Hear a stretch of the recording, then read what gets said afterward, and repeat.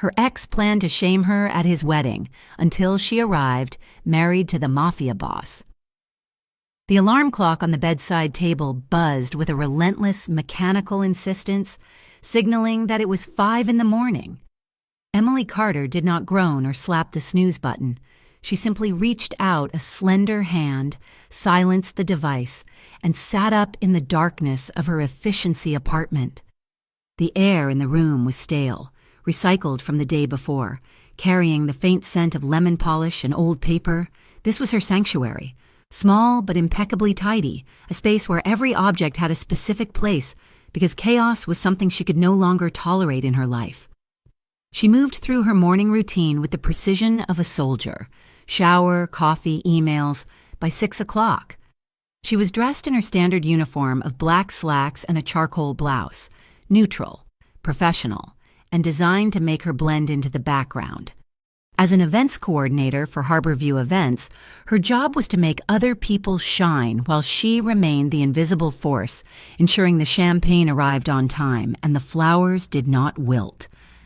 She checked her reflection in the bathroom mirror. Dark circles lingered beneath her eyes, stubborn shadows that no amount of concealer could fully hide. She was working too much. She knew it. Her friends, the few she had left, told her she was running herself into the ground, but exhaustion was a useful tool. When her body was tired, her mind was too foggy to wander down the sharp, jagged paths of memory. Overworking was not just a necessity for her bank account, it was a sedative for her soul. Emily grabbed her tote bag and opened her front door to check the mailbox in the communal hallway. It was early, but the postman had been late yesterday, and she had forgotten to check upon returning home. A stack of bills and flyers sat inside, but one item stood out. It was a heavy, cream-colored envelope, the kind made of cardstock so thick it felt like a slab of marble in her hand. Her name was calligraphed on the front in shimmering gold ink. Miss Emily Carter. A cold prickle of unease danced down her spine. She did not run in circles that sent gold-embossed invitations. Standing in the dim hallway, she slid her finger under the wax seal and tore it open. The text inside was elegant, mocking in its formality. Together with their families. Ryan Blake and Charlotte Hale request the honor of your presence at their marriage. The world seemed to tilt on its axis. Emily leaned back against her doorframe, the breath leaving her lungs in a sharp whoosh. She read the date, 2 weeks from Saturday, and then the venue, the Glass Pavilion, a cruel irony. The Glass Pavilion was one of the premier venues in Brookside, a place she managed events for at least once a month. It was a space of light and joy for her clients, but seeing it printed here, linked to his name, turned the beautiful architecture into a prison. Memory, unbidden and sharp as a razor, sliced through her carefully constructed defenses. 6 years ago, she'd been 21, a scholarship student with paint on her fingers and dreams that felt within reach. Ryan Blake had been the golden boy of the campus, heir to a logistics empire, charming and persistent. He had courted her with a focus that felt like being bathed in sunlight. He made her feel chosen. Then came the positive test. She remembered the way the sunlight had seemed to drain out of the room when she told him. She had expected fear, perhaps, but also support. Instead, she saw a mask slip. The warmth vanished, replaced by a cold, calculating assessment. "It is not the right time," he had said, his voice devoid of emotion. "I have a future to build. We cannot have a mistake dragging us down." He had put cash on the table. A thick envelope. "Go take care of it, Emily." When she refused, when she told him that this was a life and not an inconvenience, the golden boy became a monster. He did not hit her. Ryan was too smart for bruises. Instead, he systematically dismantled her sanity. He told their friends she was hysterical. He told his parents she was trying to trap him for his money. He gaslit her until she questioned the ground beneath her feet, calling her crazy every time she cried, painting her legitimate fear as mental instability. And then, the stress had done what he wanted. She lost the baby 3 months in. She remembered the sterile white of the hospital ceiling. She remembered the silence. Ryan never came. He sent a text message 2 days later saying it was for the best. and then he blocked her number. By the time she returned to campus, the rumors had solidified. Emily Carter was the obsessed ex-girlfriend, the unstable charity case who had invented a pregnancy to cling to the Blake fortune. She had dropped out, unable to bear the whispers, and rebuilt her life brick by painful brick. Now, standing in her hallway. Emily stared at the invitation. Why? Why would he invite her? They had not spoken in years. She was a ghost from a past he had successfully buried. Her phone buzzed in her pocket, jarring her back to the present. She pulled it out and saw a notification from a group chat, a collection of old college acquaintances she rarely engaged with but had never gathered the courage to block. The messages scrolled past. Rapid fire, Jessica. Did you guys see the guest list? Ryan is actually inviting Emily? Mark, talk about a saint.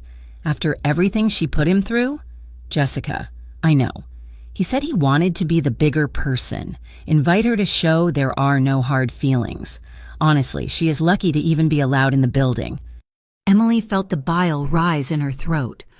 Ryan had won. His version of the story was the only one that existed. To them, she was the villain, and this invitation was an act of benevolent forgiveness from a man who had destroyed her. She shoved the phone back into her bag, her hands trembling. She could not deal with this now. She had a job to do. She had to be professional. She had to survive by noon. Emily was at Moretti's. It was one of the most exclusive restaurants in the city, a place of dark mahogany, velvet booths, and lighting that made everyone look rich and dangerous. She was there to finalize the menu for a corporate charity gala she was organizing for a tech firm. The budget was tight, the client was demanding, and the logistics were a nightmare. She stood at one of the high tables near the kitchen pass, her tablet open, cross-referencing dietary restrictions with the chef's proposed appetizers. "No," she said to the sous chef, keeping her voice firm but polite. The client specifically requested no shellfish on the pass trays. "We cannot have a cross-contamination risk." The kitchen was loud, a symphony of clattering pans and shouted orders, but Emily held her ground. From the shadows of the upper mezzanine, a pair of dark eyes watched her. Adrian Moretti stood with his hands in the pockets of his tailored suit pants. He was a man who occupied space with a terrifying stillness. To the public, he was a successful restaurateur and a property investor. To the underworld of Brookside, he was the head of the Moretti crime family, a man who valued discipline over chaos and silence over noise. He watched the woman with the clipboard. He had seen her here before. She was always rushing, always apologizing for things that were not her fault, yet she was ruthlessly efficient. He liked efficiency. He noticed the way she stood, spine straight, despite the fatigue evident in the slope of her shoulders. She looked like a porcelain doll that had been glued back together, showing the cracks but refusing to shatter. Marco, his cousin and second in command, stepped up beside him. "The shipment is clear," Marco said quietly. "No issues at the docks." Adrian nodded, his gaze never leaving Emily. "Good. Keep it quiet. I do not want heat while the mayor is dining here next week." He turned his attention back to the floor just as a group of loud young men entered the bar area below. They were already drunk, despite the early hour, wearing suits that cost more than most people's cars, but wearing them with the sloppiness of men who had never worked for $1. Adrian frowned. He recognized the loudest one, Ryan Blake, the son of a real estate tycoon. Adrian tolerated his presence only because the Blake family spent exorbitant amounts on wine. Emily had moved from the kitchen pass to a quiet alcove near the bar to take a call from her florist. She ended the call and leaned her head against the wall for a moment. Closing her eyes, she did not see Ryan and his 3 groomsmen slide into the booth directly behind the partition where she stood. "I am telling you, man, it is genius." One of the groomsmen laughed, the sound grating and harsh. Emily froze. She knew that voice. It was Brad, Ryan's college roommate. Ryan's voice cut through the air, smooth and arrogant, carrying easily over the partition. "Charlotte is fine with it. I told her it is about closure, about showing everyone that we have all moved on." "But inviting her?" Brad asked. "Is that not risky? What if she makes a scene?" Ryan laughed, a low, cruel sound that made Emily's blood turn to ice. "Let her. That is the point. Look, everyone knows the rumors, but some people still think I was too hard on her. I invite her as a charity case. I let her sit there, alone, looking pathetic. And then, during the toast, I am going to make a speech, a pause." Emily pressed a hand over her mouth to stifle a gasp. "What kind of speech?" another friend asked. "A tribute to forgiveness," Ryan said, his voice dripping with self-satisfaction. "I will talk about how hard it is to deal with mental illness in partners. I will bring up the obsession. I have even got some old voicemails she left me years ago, edited, of course, to play on the screens. It will be hilarious. She will look like a total psycho, and I will look like the benevolent groom who tried to save her. It clears my name completely with the in-laws." The men at the table erupted in laughter. Emily felt like she had been punched in the stomach. It was not enough that he had broken her heart. It was not enough that he had destroyed her reputation. He wanted to use her one last time as a prop in his theater of cruelty. He wanted to parade her trauma in front of 200 of the city's elite just to polish his own ego. She needed to leave. She needed to get out of there before she vomited. She pushed off the wall, turning blindly toward the exit, but luck was not on her side. As she stepped out from the alcove, Ryan swiveled on his bar stool. His eyes widened, then narrowed into a smile that did not reach the predatory glint in his gaze. "Emily!" he boomed. Spreading his arms, the group went silent. Emily stopped, trapped. "Ryan," she said, her voice sounding thin and brittle to her own ears. He hopped off the stool and walked over to her, invading her personal space. He smelled of expensive scotch and expensive cologne. "I was just talking about you. Did you get the invite?" "I did," she said, clutching her clipboard to her chest like a shield. "You have to come," Ryan said, his voice dropping to that faux sincere register he had mastered. "Seriously, Em, Charlotte really wants to meet you. It would mean a lot to me. To us. It is time to put the past behind us. Do you not think?" His friends watched, smirks playing on their lips. They were waiting for her to crack. They were waiting for the crazy ex-girlfriend to appear. Emily looked at him. She saw the malice beneath the smile. He was daring her to say no, daring her to make a scene so he could point and say, "See, I told you. I will check my schedule," she managed to say, her throat tight. Ryan reached out and patted her shoulder. His touch made her skin crawl. "Do that. Do not be a stranger, Emily. We are all adults here." She forced a nod, pulled away from his touch, and turned on her heel. She walked away with as much dignity as she could muster. But the moment she rounded the corner into the staff hallway, a restricted area for employees, her composure crumbled. She leaned against the cool plaster of the wall, gasping for air. Her vision blurred. The cruelty of it was overwhelming.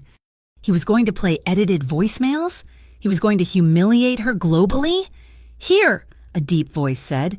Emily jumped, nearly dropping her clipboard. Standing a few feet away was the man she had seen watching from the mezzanine earlier. The owner, Adrian Moretti. Up close. He was even more intimidating. He was tall, broad-shouldered, wearing a suit that fit him like a second skin. His face was severe, all sharp angles and heavy brows, but his eyes, dark and intelligent, were fixed on her with a strange intensity. He held out a pristine white handkerchief. "You look like you need this," he said. His voice was a low baritone, calm and grounding. Emily stared at the handkerchief, then at him. "I am fine," she lied, wiping her eyes with the back of her hand. "Just allergies." Adrian did not withdraw his hand. "There are no flowers in this hallway, Miss Carter." She looked at him, startled that he knew her name. He stepped closer, not aggressively, but with a deliberate slowness. He pressed the cloth into her hand. She took it, her fingers brushing his. His skin was warm, his grip steady. "Did one of my staff upset you?" he asked. His tone was polite, but there was an edge to it, a promise of consequences for whoever had caused this state. "No," Emily said quickly, dabbing at her eyes. "No, your staff is wonderful. It is just personal. I apologize. Mr. Moretti, I should not be back here. "You're working for me today," Adrian said. "That makes you my responsibility while you're in my building. Would you like a glass of water? I need to go," she said, backing away. "I have another meeting." "Thank you." She turned and fled toward the service exit, clutching the white handkerchief like a lifeline. Adrian watched her go. The heavy metal door clicked shut behind her, leaving him alone in the quiet hallway. He looked down at his hand, where her fingers had brushed his. She'd been trembling. He did not like it. He turned and walked purposefully toward the security office. "Pull the feed from the west bar," Adrian ordered the moment he stepped into the room filled with monitors. "Audio and video. Last 10 minutes. The security guard, a burly man named Sal, nodded immediately. "Yes, boss." Adrian stood with his arms crossed as the footage flickered onto the main screen. He watched Emily standing in the alcove. He saw the group of men. He saw Ryan Blake. "Turn up the audio," Adrian commanded. The speakers crackled, and then Ryan's voice filled the small room. "Invite her as a charity case. Make a speech. Edited voicemails. She will look like a total psycho." Adrian listened to the entire exchange. He watched Ryan corner her. He saw the fear in Emily's eyes, the way she made herself small to survive the encounter. He saw the smug entitlement on Ryan's face, the look of a man who believed the world existed solely to serve his amusement. Adrian felt a cold, hard anger settle in his gut. It was not the fiery rage of a street brawl. It was the icy, calculated fury of a man who decided judgments. He despised bullies. He despised men who used their power to crush those who could not fight back.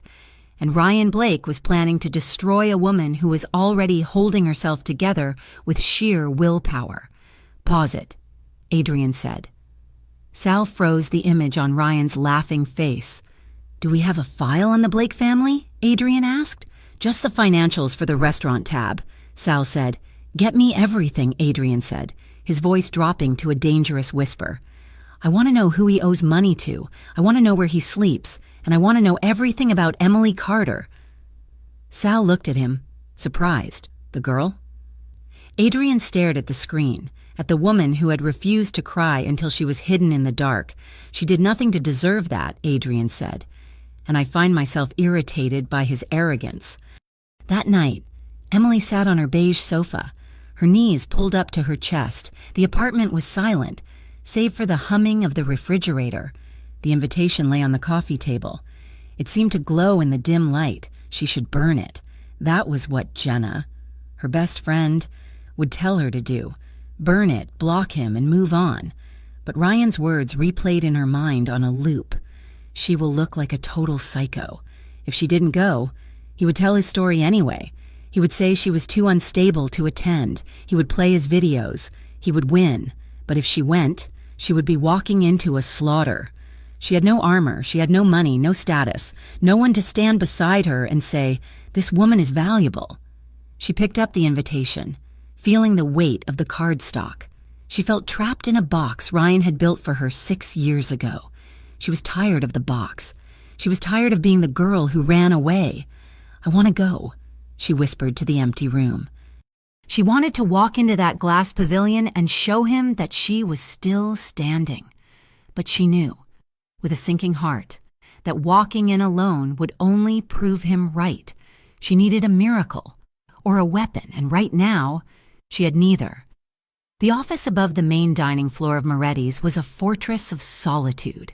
Insulated from the clatter of silverware and the hum of conversation downstairs by soundproofed walls and heavy velvet drapes, the room smelled of aged leather, teak wood, and the faint, sharp tang of gun oil that Adrian Moretti usually scrubbed from his hands before touching any paperwork. Adrian sat behind his massive mahogany desk, his posture relaxed but his eyes alert. Across from him sat Marco, his cousin and the only man Adrian trusted to watch his back without question. Marco was younger, leaner, with a restlessness that contrasted sharply with Adrian's stillness.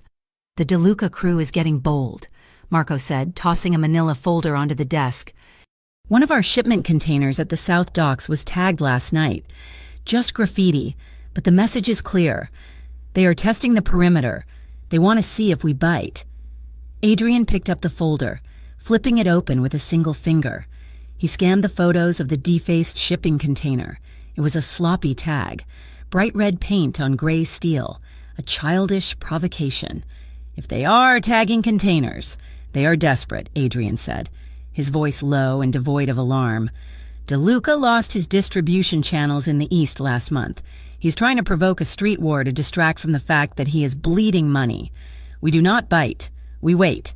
Increase security at the warehouse by 2 men per shift, but do not engage unless they step onto the property.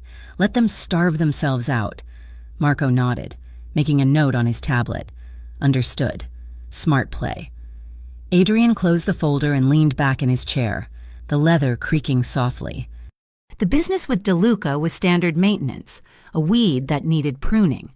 But there was another matter, a smaller, more irritating thorn that had been pricking at his mind since yesterday afternoon. "There is one more thing," Adrian said.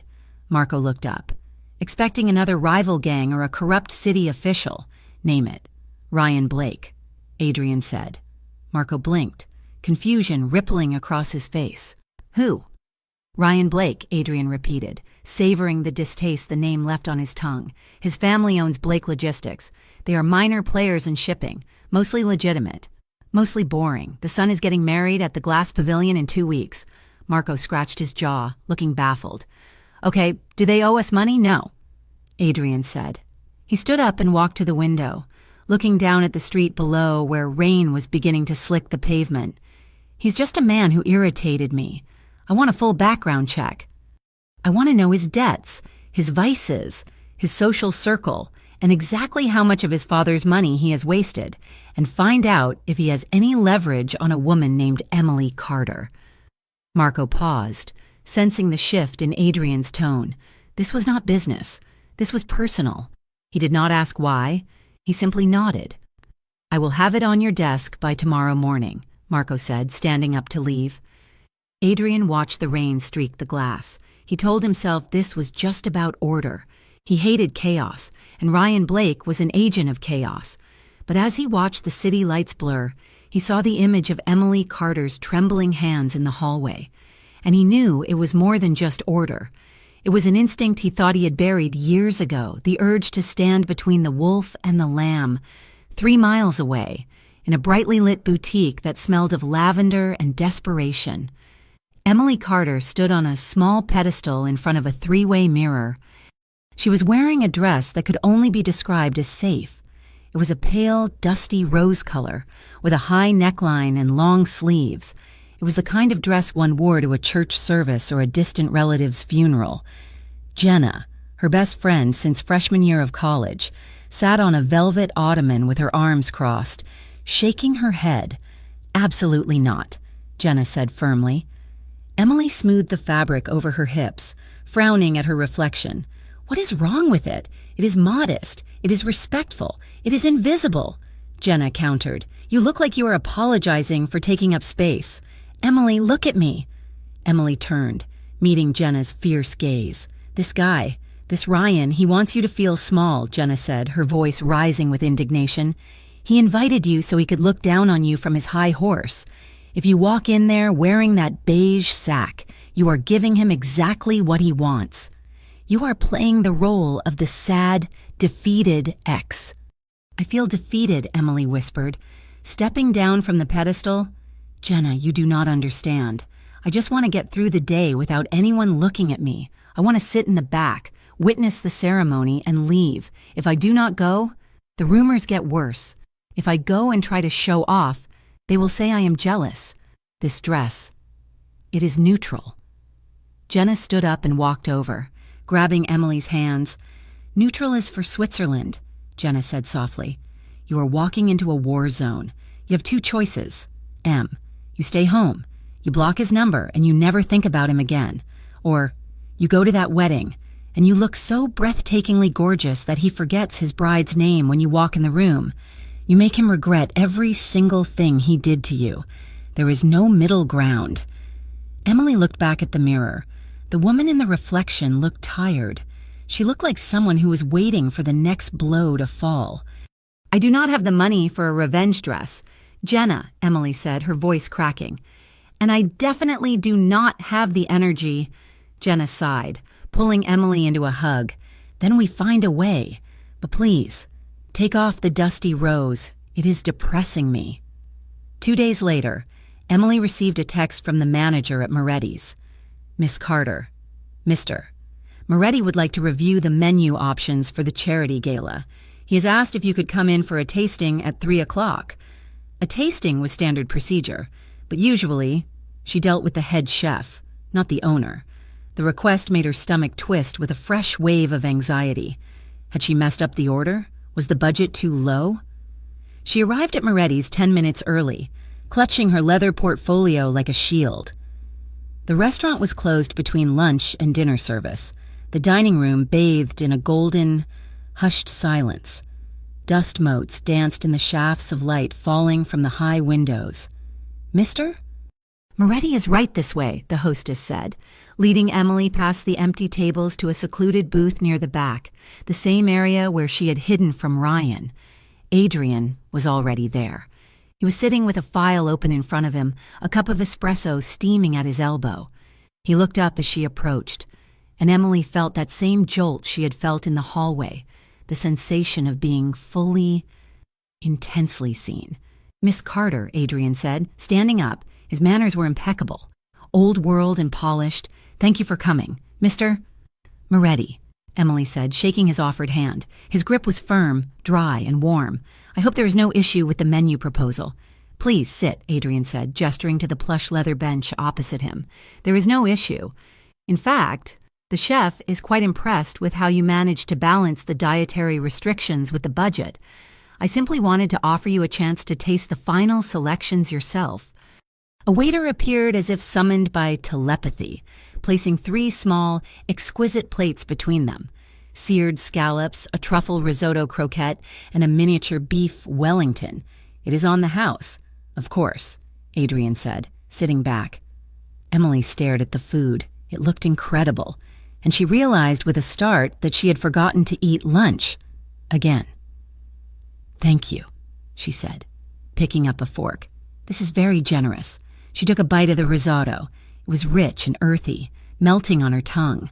For a moment, the stress of the week faded. She looked up to find Adrian watching her, not with the predatory gaze of men like Ryan, but with a curious, steady focus. You work hard, Miss Carter, Adrian observed. I see you here late almost every week. It is the nature of the job, Emily said, dabbing her mouth with a napkin. Events do not plan themselves. And yet, Adrian said, his voice dropping an octave, becoming serious. You seemed distressed the other day, when we met in the hallway. Emily froze, the fork halfway to her mouth. She lowered it slowly. I told you, it was just a long day. I know who Ryan Blake is, Adrian said. The name landed on the table like a grenade. Emily's heart hammered against her ribs. She looked around the empty restaurant, suddenly feeling exposed. I reviewed the security footage, Adrian continued, his tone matter of fact. I heard what he said to his friends. I heard his plan to humiliate you at his wedding. Heat rushed to Emily's face, a burning flush of shame that started at her neck and consumed her. He had heard. This powerful, intimidating man had heard Ryan laughing about her, heard the cruel jokes about her mental state. Mr. Moretti, please, Emily stammered, her fingers twisting the edge of the leather folder until her knuckles turned white. That has nothing to do with my work. It is a private matter. Is it? Adrian asked. He leaned forward, resting his forearms on the table. He's planning to make it a public spectacle. He intends to edit voice messages and video footage to paint you as unstable. He wants to destroy your reputation in front of half the city. That does not sound private to me. Emily looked down at her lap, fighting the tears that pricked at her eyes. She felt stripped bare. He is my ex, she whispered, the words tumbling out before she could stop them. From college, I got pregnant. The silence that followed was heavy, but not judgmental. Adrian did not move. He waited. He wanted me to get rid of it, Emily said, her voice trembling. He said it would ruin his future. When I refused, he turned everyone against me. He told them I was crazy. He told them I was trying to trap him. And then I lost the baby.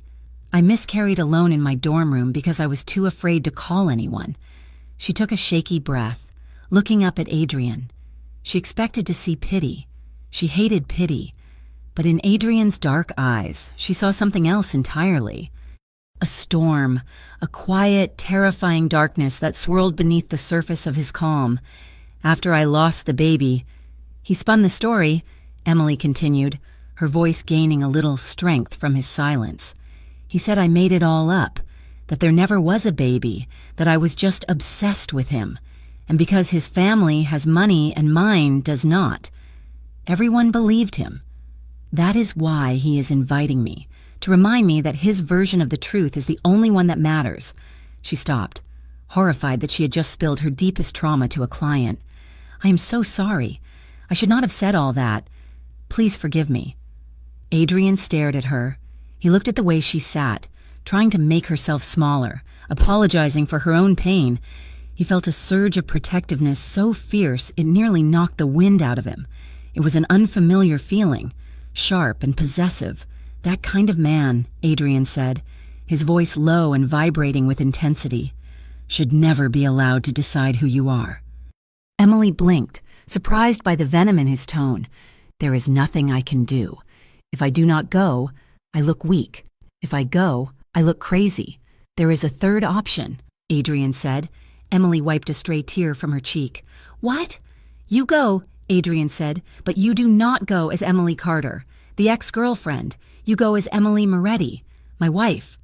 The room went dead silent. The only sound was the distant hum of the ventilation system. Emily stared at him. Sure, she had misheard. She let out a short, nervous laugh. I am sorry? You attend the wedding on my arm, Adrian said, his face completely serious. As my legal wife. You are joking, Emily said, waiting for the punchline. I never joke about business. Adrian said, Business? Emily asked, her confusion deepening. Adrian sat back, returning to his calm, strategic demeanor. He picked up his espresso cup, turning it slowly in his hands. Ryan's plan relies on one thing. You being alone, you being vulnerable. If you walk into that wedding alone, you are a target.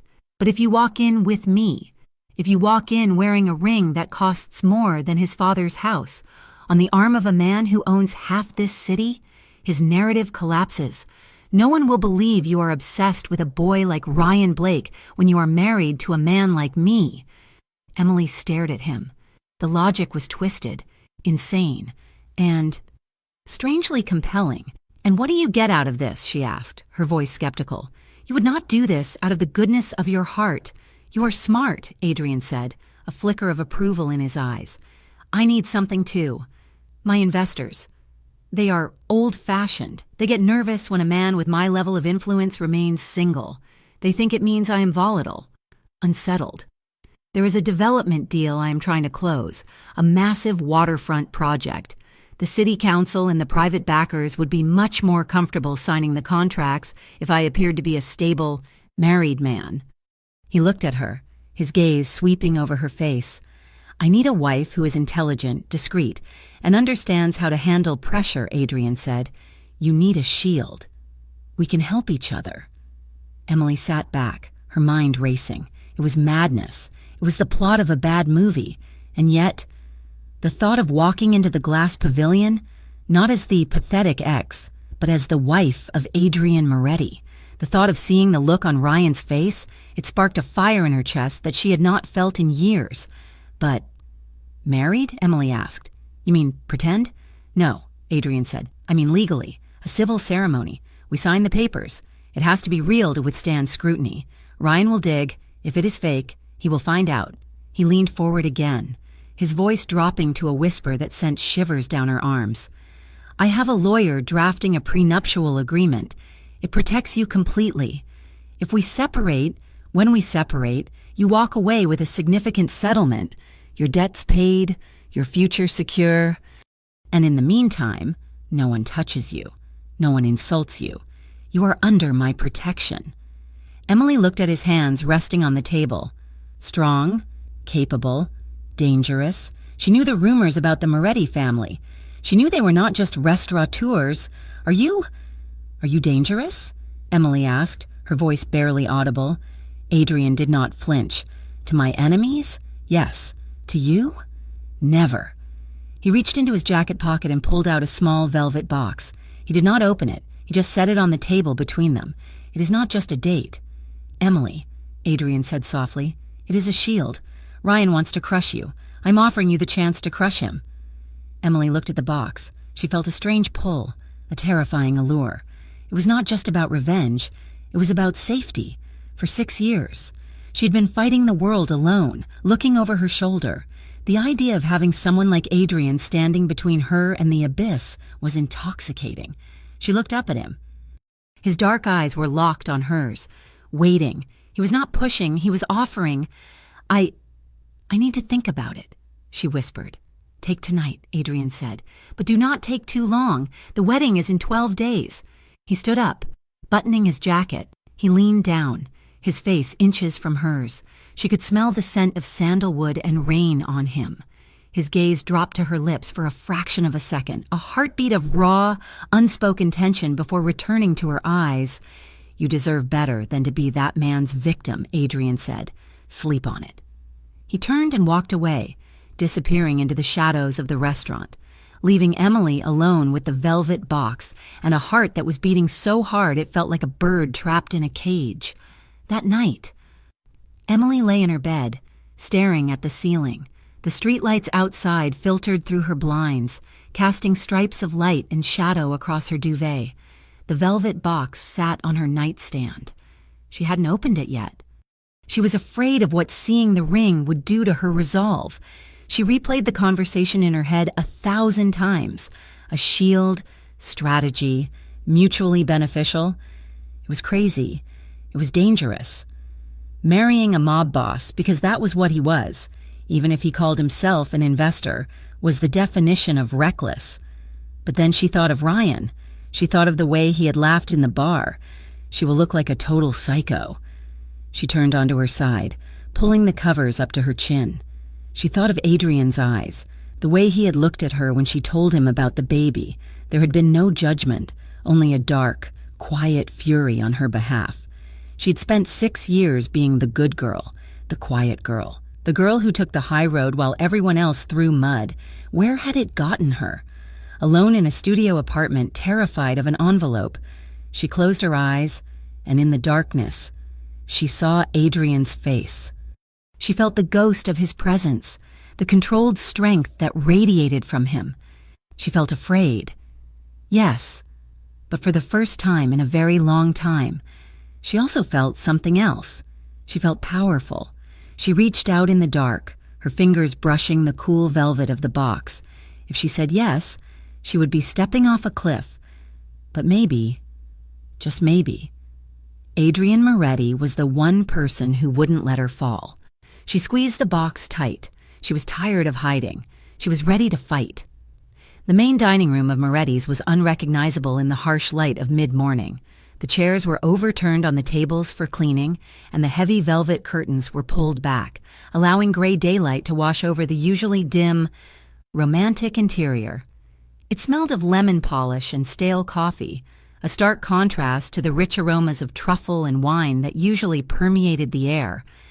Emily sat at a corner table that had been cleared for her, her hands clasped tightly around the edge of the wedding invitation she had brought with her. She wore jeans and a soft gray sweater, a deliberate choice to be herself, not the professional event planner or the panicked victim. She heard the heavy tread of footsteps before she saw him. Adrian emerged from the back office, accompanied by an older man in a pinstripe suit who carried a leather briefcase. Adrian was dressed casually for the first time she had seen him. Dark trousers and a black button-down shirt with the sleeves rolled up to his elbows, revealing strong forearms. He did not smile, but his nod was respectful. "Miss Carter," Adrian said, pulling out the chair opposite her. "Thank you for meeting us. This is Arthur Vance, my attorney." Emily nodded to the lawyer, her throat dry. "Mr. Vance." Arthur Vance was efficient and brisk. He sat down, opened his briefcase, and slid a thick document across the table.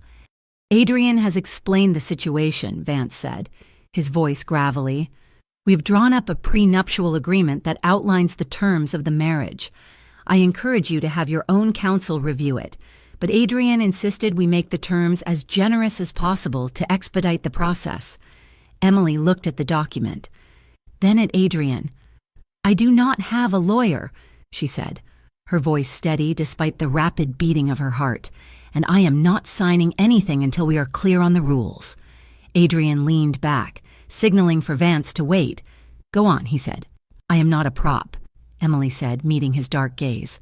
"I understand that this helps you with your investors, and I understand that it helps me.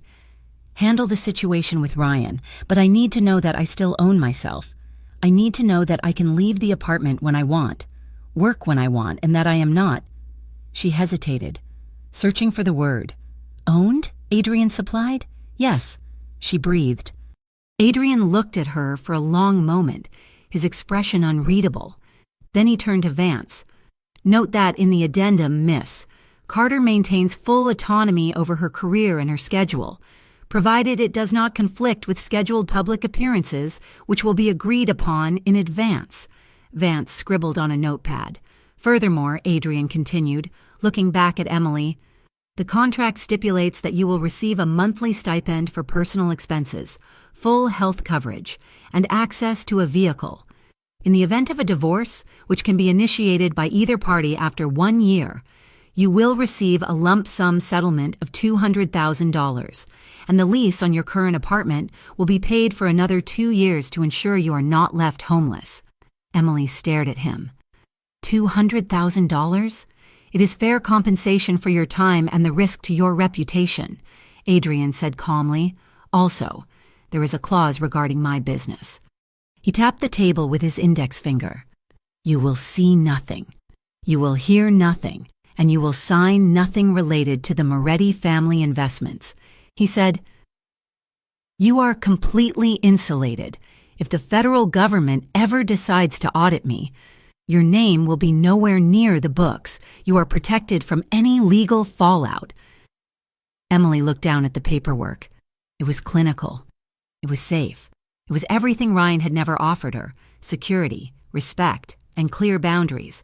But there was one question the contract did not answer. "Mr. Vance," Emily said, not looking up, "could you give us a moment?" The lawyer looked at Adrian, who gave a curt nod. Vance closed his briefcase and walked toward the kitchen, leaving them alone in the quiet dining room. Emily looked up. The air between them felt suddenly thin. "Are you dangerous?" she asked. She watched his face closely. If he laughed, or if he gave her a smooth, evasive answer, she would walk out. Adrian did not laugh. He did not look away. He clasped his hands on the table, his demeanor shifting from businessman to something older, harder. "I am a man who exists in a world where the law is often a suggestion. Not a rule," Adrian said slowly. "I handle problems that the police cannot or will not touch. There are people in this city who wish me harm, and there are people who have learned to fear me." Emily felt a chill ripple through her, but she did not flinch. "Do you hurt people?" she asked. "Only those who threaten what is mine," Adrian said. "And I have rules, strict rules. I do not traffic in drugs. I do not touch women or children, and I do not bring violence into my home." He leaned forward, his voice dropping to a low rumble that seemed to vibrate in the table between them. "If you marry me, Emily, you come under that protection. Ryan Blake is a bully. He hurts people because he enjoys it. I use force because it is sometimes the only way to maintain order. I am not a good man, perhaps, but I am a disciplined one." His honesty was stark, stripping away the pretense of the polite restaurateur. He was admitting to being a criminal, or something close to it. And yet, looking at him, Emily felt safer than she had in years. Ryan had been a good man on paper, a college graduate, a corporate climber, and he had destroyed her. Adrian was admitting to his darkness, and in doing so, he was giving her the choice to accept it or run. Emily reached for the pen. She thought of the humiliation Ryan had planned. She thought of the way Adrian had looked at her when she told him about the baby, the fierce, protective anger in his eyes. "Where do I sign?" she asked. The City Hall courthouse was a building of gray stone and echoing hallways, smelling of floor wax and bureaucracy. It was devoid of romance, filled with people paying parking tickets and filing permits. Emily stood before the judge, a tired-looking woman in black robes who clearly wanted to get to her lunch break. Beside her, Adrian stood tall and silent, wearing a charcoal suit that made him look like a senator or a titan of industry. It was a civil ceremony, brief and functional. There were no flowers, no music, only the scratching of the court clerk's pen and the low hum of the air conditioning. "Do you, Adrian Moretti, take this woman to be your lawfully wedded wife?" the judge droned. "I do," Adrian said. His voice was clear, resonating in the small room. "Do you, Emily Carter, take this man to be your lawfully wedded husband?" Emily looked at his profile. He was looking straight ahead, his jaw set. This was a deal, a strategy. But as she looked at him, she realized that she was binding her life to his, however temporarily. "I do," she said softly. The rings were exchanged. Adrian had produced a simple but elegant platinum band for her, and she placed a matching plain band on his finger. As he slid the ring onto her finger, his hand engulfed hers. His skin was warm, his grip firm. Just as the metal settled at the base of her finger, Adrian's thumb brushed over her knuckles. It was a small, almost absent-minded caress, but it sent a jolt of heat shooting up her arm. She looked up at him, startled. He turned his head, his dark eyes meeting hers. For a second, the sterile courtroom faded. There was a weight to the moment, a gravity she hadn't expected. This was legal. This was real. She was Mrs. Adrian Moretti. Panic fluttered in her chest, a sudden realization of the magnitude of what she had done. She had just married the mob boss of Brookside. "You may kiss the bride," the judge said, closing her ledger. Emily stiffened, but Adrian moved with practiced grace. He stepped closer, blocking the view of the judge and the clerk. He leaned down, placing a hand on her shoulder, a polite, respectful touch. He kissed her cheek, his lips warm against her skin, lingering for just a fraction of a second longer than necessary. "Let us go," he murmured against her ear. "It is done. To celebrate." Adrian did not take her to a public spectacle. He took her back to Moretti's, but this time he led her through a hidden door in the kitchen that opened into a private lounge. The room was small and intimate, lined with bookshelves and lit only by the soft, golden glow of candles placed on a low table. A bottle of vintage red wine was already breathing in a decanter, and soft jazz played from hidden speakers. It was a space designed for secrets. "Sit," Adrian said, gesturing to a velvet sofa. He walked over to the sideboard and poured 2 glasses of wine. Emily sat, her nerves humming beneath her skin. She watched as Adrian unbuttoned his suit jacket and draped it over a chair. Then, with a sigh that seemed to release the tension of the day, he loosened his tie and undid the top button of his shirt. It was such a domestic, human gesture that it caught Emily off guard. The untouchable Adrian Moretti was just a man who was tired after a long day. He handed her a glass and sat on the adjacent armchair, stretching his long legs out. "To new alliances," he said, raising his glass. "To alliances," Emily echoed, taking a sip. The wine was rich and complex, warming her chest. Dinner was served by a silent waiter who vanished as quickly as he appeared, plates of handmade pasta with truffle cream and roasted lamb.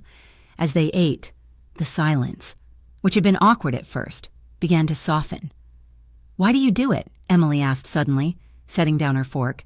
"The restaurant, the other things." "You could have been anything. You are obviously intelligent." Adrian swirled his wine, staring into the dark liquid. "My father was a chaotic man. He ran this neighborhood before me, but he had no discipline. He let his temper rule him. He gambled, he drank.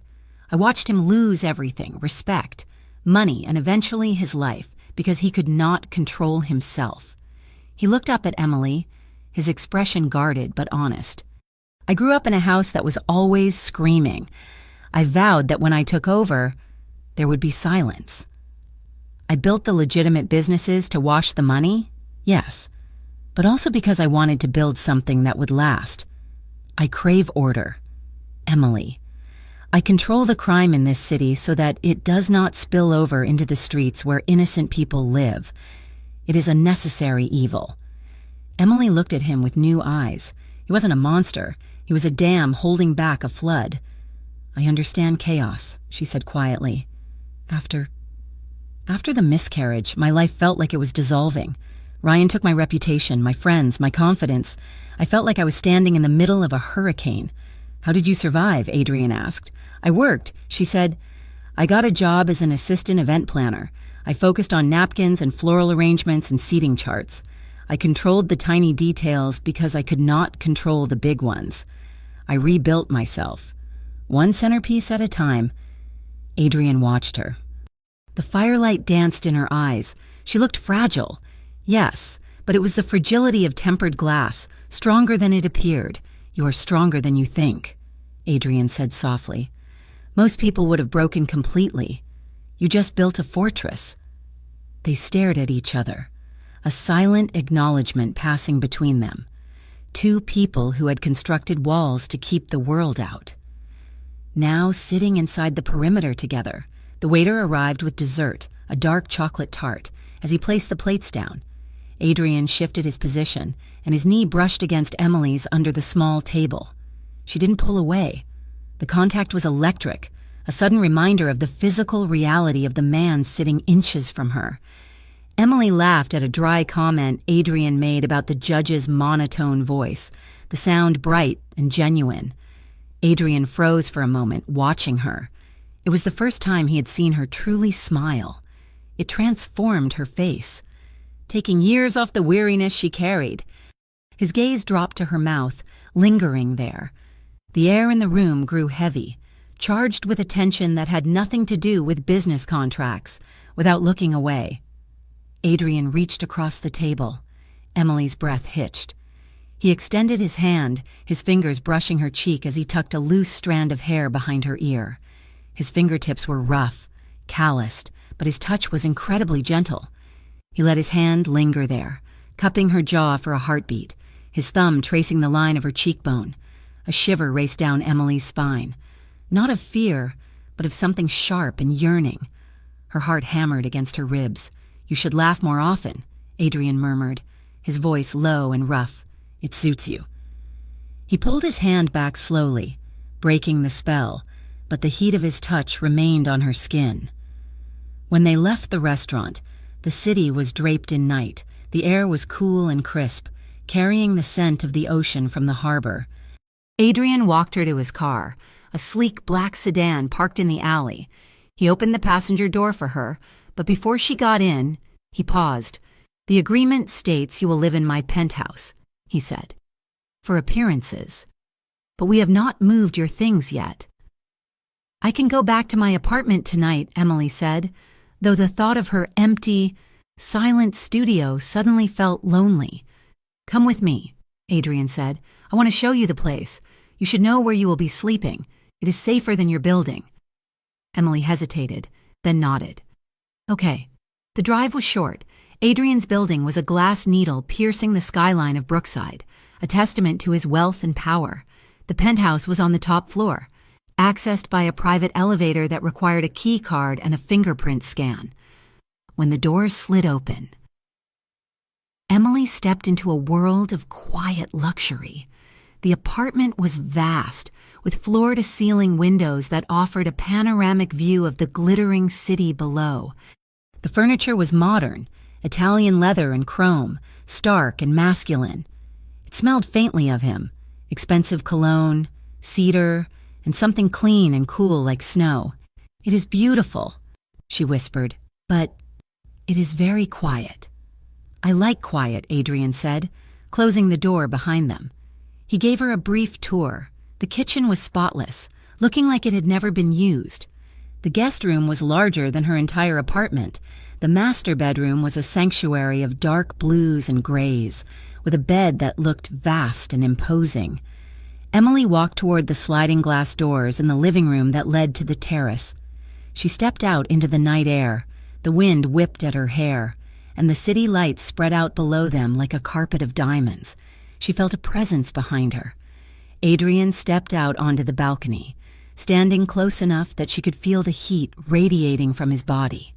He did not touch her at first. He just stood there, a solid wall at her back, shielding her from the wind. "Are you regretting it?" he asked, his voice near her ear. "No," Emily said, surprised to find that she meant it. "I am terrified, but I do not regret it." Adrian moved then. He placed his hand gently on the small of her back. The touch was possessive, guiding. "Turn around," he said softly. Emily turned. He was so close. The city lights reflected in his dark eyes, making them burn with a strange intensity. He reached up, his hand sliding from her waist to her neck, his thumb brushing the sensitive skin under her chin. He tilted her face up. The distance between them vanished. The wind, the city, the contract, it all faded into the background. Adrian lowered his head. He gave her plenty of time to pull away, but she didn't. She didn't want to. His lips brushed hers. A question. Warm, firm.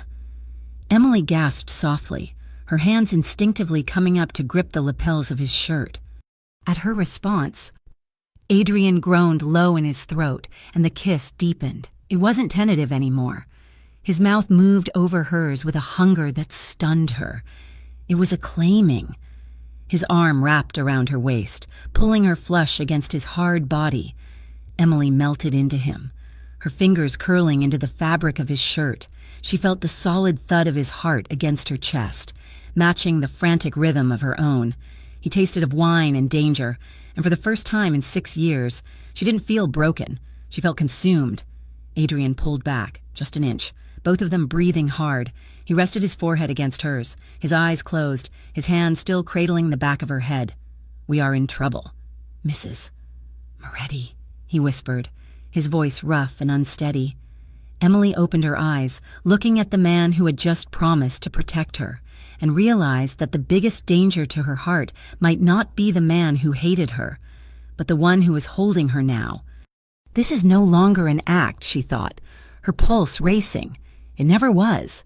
Moving into the penthouse felt less like a relocation and more like stepping onto a different planet. The air at the top of the skyline was thinner, cleaner, and filled with a silence that Emily was not used to.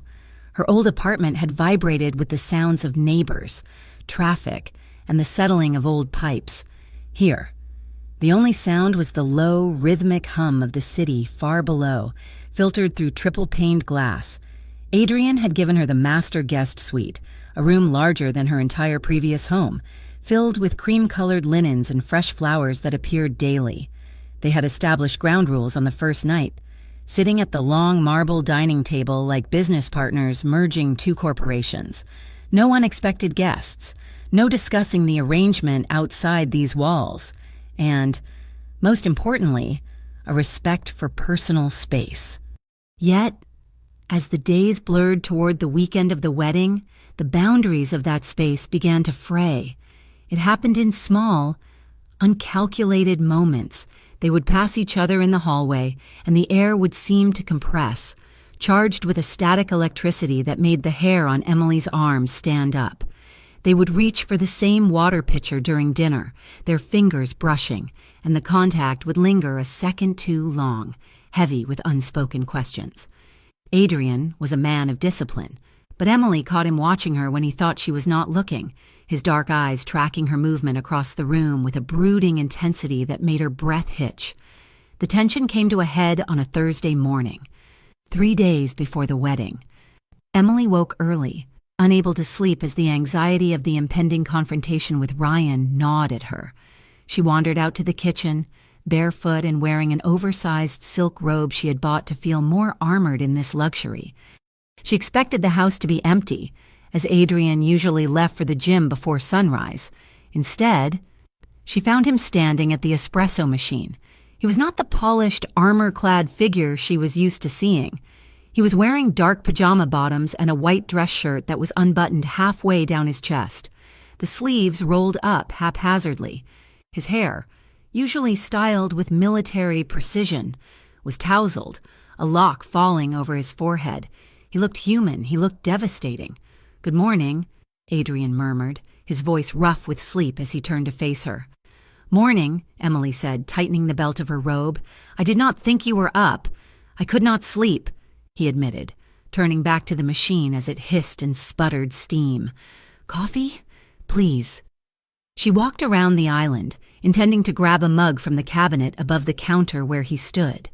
It was a wide kitchen, but as she approached, the space seemed to shrink. Adrian did not move out of the way. He stayed rooted to the spot, watching her approach with hooded eyes. Emily reached up, her body stretching as she tried to grasp the ceramic handle on the top shelf. The movement caused her robe to slip slightly off her shoulder. She felt the heat of Adrian's body behind her, radiating through the thin silk. "You need a step stool," Adrian noted, his voice low, vibrating near her ear. "I can reach it," she insisted, standing on her tiptoes. Her fingers brushed the mug, but before she could grip it, Adrian's hands settled on her waist. His touch was firm, warm, and possessive. He did not push her away. He held her there, trapping her lightly between his solid frame and the cool marble of the counter. Emily froze, her arm still raised. She lowered it slowly, turning her head to look at him over her shoulder. His face was inches from hers. She could see the flecks of gold in his dark irises, the shadow of stubble along his jawline. "You are making this difficult," Adrian whispered. "Getting a mug?" she breathed, her heart hammering against her ribs like a trapped bird. "Existing in my kitchen," he corrected. He turned her around gently so she was facing him. The distance between them was non-existent now. His palms slid up her sides, resting on her rib cage, his thumbs tracing the curve of her waist through the silk. The casual intimacy of the gesture made her knees weak. "I thought we had rules," Emily whispered, though she made no move to step back. "We do," Adrian said, his gaze dropping to her lips. "But you are going to drive me insane if you keep looking at me like that." "Like what?" "Like you are waiting for me to do something about it." The air in the kitchen seemed to snap. Whatever restraint Adrian had been holding on to evaporated. He leaned down, and this time there was no hesitation, no testing of the waters. He kissed her with a hunger that stole the breath from her lungs. It was messy and urgent, a collision of suppressed desire and raw need. Emily gasped against his mouth, her hands flying up to clutch at his chest. She could feel the hard, rapid thud of his heart beneath her palms, mirroring her own. Adrian groaned low in his throat, a sound of surrender. He gripped her waist tighter, lifting her effortlessly until she was sitting on the edge of the counter. Emily wrapped her legs around him, pulling him closer, needing to eliminate every inch of space between them. His hands tangled in her hair, tilting her head back as the kiss deepened, becoming a fierce exploration. For a moment, Emily forgot everything. She forgot Ryan, the wedding, the contract, the danger. There was only this, the smell of coffee and cedar, the rough friction of his stubble against her skin, and the overwhelming, solid heat of him. A sharp, shrill beep cut through the haze, the espresso machine. They broke apart as if physically struck. Adrian pulled back, his chest heaving, his eyes blown wide and dark with desire. Emily sat on the counter, her lips swollen, her robe disheveled, breathing hard. The machine beeped again, insistent and mundane. Adrian closed his eyes for a second, inhaling deeply, fighting for control. He rested his forehead against hers, his hands still gripping her thighs. "We have to stop," he rasped, his voice sounding like gravel. Emily nodded, unable to find her voice. She knew he was right. If they crossed this line now, in the heat of the moment, the blurred lines of their arrangement would vanish completely. They would be entering territory that required truths they were not ready to speak. "Right," she whispered, sliding off the counter. "The coffee." Adrian stepped back, giving her space, though his gaze lingered on her as if he wanted nothing more than to pull her back. "I will get dressed," he said, turning away to tend to the machine, his movements stiff and mechanical. Emily grabbed her mug and retreated to the living room, her skin still burning from his touch, the taste of him lingering on her lips. Across the city, in a sun-drenched bridal suite that smelled of lilies and entitlement, Ryan Blake was finalizing the details of his triumph. He sat on a velvet chaise lounge, scrolling through his phone, while Charlotte Hale stood before a mirror, fussing over the train of her gown. Charlotte was beautiful in a conventional, polished way, but her eyes lacked depth. She was marrying Ryan because it made sense for their portfolios, and because he was handsome enough to look good in photos. "Did you send the final playlist to the DJ?" Charlotte asked, examining a loose thread. "Done," Ryan said, not looking up. "And I met with the videographer this morning. The tribute segment is going to be perfect." Charlotte frowned slightly. "Are you sure about this? Ryan? Bringing up your ex during the reception? It seems intense." Ryan stood up, walking over to kiss her forehead. He smiled, the expression practiced in smooth, "It is necessary." "Char, people still talk. They whisper that I was the bad guy, that I abandoned her. I need to show them the truth. This video, it is about closure. It shows how unstable she was. It shows that I tried to help her, but she was beyond saving. Once everyone sees it, the rumors stop, and then we can start our life with a clean slate." He did not mention that the video was a masterpiece of manipulation. He had hired an editor to splice together out-of-context voicemails from 6 years ago, sobbing messages Emily had left him after the miscarriage, and overlay them with ominous music and footage of her looking disheveled after a rainstorm. It was designed to make her look deranged, and the best part, she would be there to see it. Ryan checked his messages. He had instructed the seating coordinator to place Emily at a table near the back, but with a direct line of sight to the main screen. He wanted to see her face when the room turned against her. "She thinks she can just show up," he thought, a cruel smirk touching his lips. "I will make her wish she had never been born." In the secure office above Moretti's, the mood was far less celebratory. Adrian sat behind his desk, fully dressed now in a charcoal suit, his demeanor icy and controlled. Marco stood by the window, looking grim. "He's bragging about it," Marco said. "My contact in the catering staff heard him. Ryan is telling people he has dirt on the ex-girlfriend, something about a baby. He's calling it his reputation insurance." Adrian's hand clenched into a fist on the desk. A baby. The miscarriage. Ryan was going to weaponize the loss of a child to save his own face. It was a level of depravity that Adrian had rarely encountered, even in his line of work. "There is more," Marco added hesitantly. "Go on. We have a confirm on the guest list. A man named Victor Russo is attending. He's a mid-level associate for the DeLuca family." Adrian's eyes narrowed. "Why is a DeLuca associate at a Blake wedding?" "Ryan owes money," Marco explained. "Gambling debts. He's been borrowing from loan sharks connected to DeLuca to fund this wedding and his lifestyle. Russo is likely there to collect or to make a scene if Ryan does not pay up." Adrian sat back, the pieces of the puzzle clicking into place. Ryan was not just a cruel boy, he was a desperate one. He was drowning in debt, marrying a rich girl to save himself, and using Emily as a distraction to make himself look like a victim. "If the DeLucas are there, they might try to use the event to get to me," Adrian murmured. "Or they might wait until the reception turns chaotic to make a move." He looked at Marco. "Double the security detail for the wedding.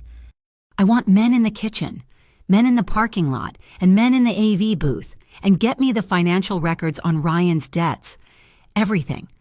If he wants to play games with reputations, I will show him how it is really done." That evening, the penthouse was quiet. Emily sat on the sofa, a book open on her lap, but she hadn't turned a page in an hour. When Adrian walked in, the energy in the room shifted instantly. He did not go to the kitchen or his study. He walked straight to the living room. Loosening his tie, he looked tired, but his eyes were sharp. "Emily," he said, his voice serious, "we need to talk." Emily closed the book, her stomach dropping. "What is it? Is the deal off?" "No," Adrian said, sitting on the coffee table in front of her so they were at eye level. "But I need to know exactly what Ryan has." Emily blinked. "I told you. The rumors. The lies. My sources say he has something specific," Adrian said gently. "He is bragging about dirt. He's planning to use it in his speech." Emily went pale. She looked away, her hands trembling in her lap. She knew what it was. She had prayed he wouldn't sink that low, but deep down, she knew he would. He has voicemails, she whispered. Adrian waited, his silence a prompt. From after, she said, her voice cracking. After I lost the baby, I was not okay. Adrian, I was 21, I was bleeding, and I was alone in a dorm room, and the hormones were crashing. I called him a dozen times. I was crying, I was screaming. I begged him to just answer the phone. I told him I felt like I was dying. Tears spilled over her lashes, hot and fast. He recorded them? Adrian asked, his voice deadly quiet. He kept them. Emily sobbed. He used to play them for his frat brothers to show them how crazy I was. If he plays those for the wedding guests. She buried her face in her hands. It will sound like I am insane. No one will know I was grieving a child. They will just hear a woman screaming at a man who does not want her. The room was silent for a long moment. Emily waited for Adrian to pull away. It was ugly. It was messy. It was the kind of baggage that sent men running. Instead, she felt strong arms wrap around her. Adrian pulled her off the sofa and into his lap, holding her against his chest as if she were made of glass. He did not speak immediately. He just held her, one hand pressing her head to his shoulder, the other rubbing slow, soothing circles on her back. He is a dead man, Adrian whispered into her hair. The words were not a threat. They were a statement of fact. Emily clung to his shirt, soaking the expensive fabric with her tears. I am so sorry, she gasped. I am so sorry I dragged you into this. You did not drag me anywhere, Adrian said firmly, pulling back to look at her. Her eyes were swollen, her face blotchy, but he looked at her as if she were the most precious thing he owned. He will never get near you again, Adrian vowed, his jaw tight with contained fury. He thinks he can use your pain to entertain his guests. He has no idea what he has just started.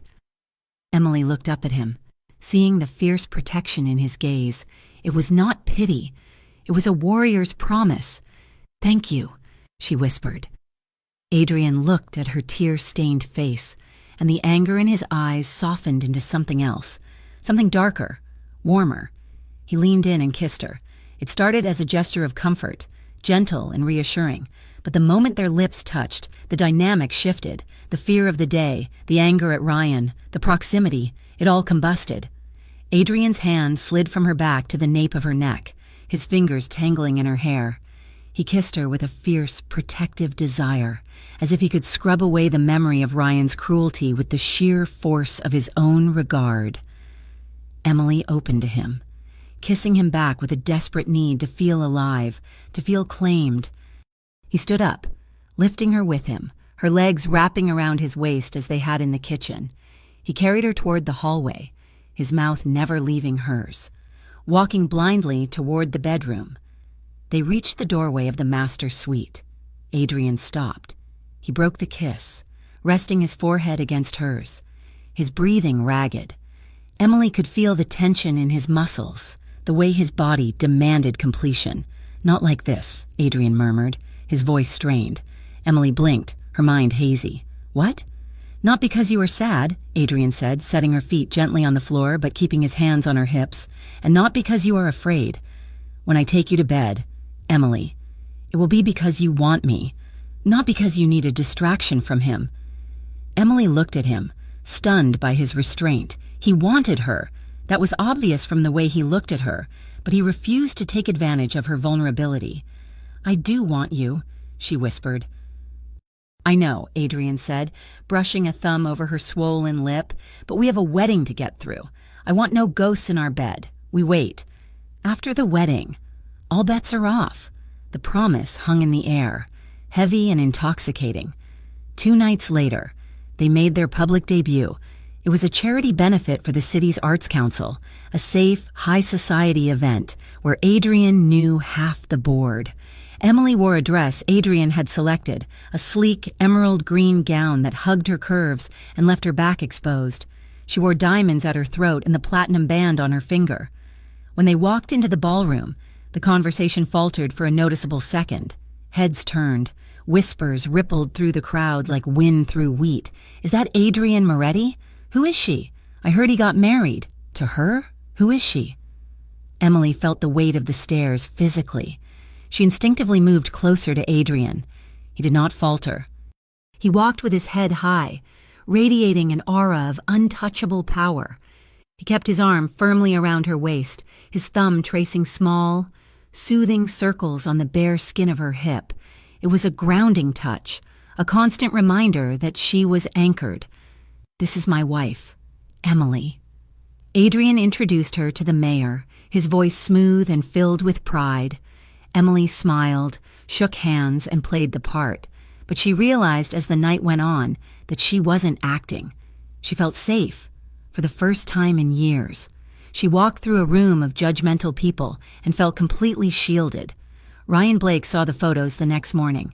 He was sitting in his bachelor pad, nursing a hangover, when the notification popped up on his feed. A society page had posted a photo from the gala. The elusive Adrian Moretti steps out with his new wife, Emily Moretti. Ryan stared at the screen. He zoomed in on Emily's face. She looked stunning. She looked expensive. And she looked happy. He threw his phone across the room. It smashed against the wall, cracking the screen. "It is a stunt," he yelled to the empty room. "She is a broke event planner. She cannot be married to Moretti." He paced the room, his face red with rage. This ruined everything. If she was married to a powerful man, his narrative of the obsessed, pathetic ex-girlfriend would look ridiculous. He would look like a liar.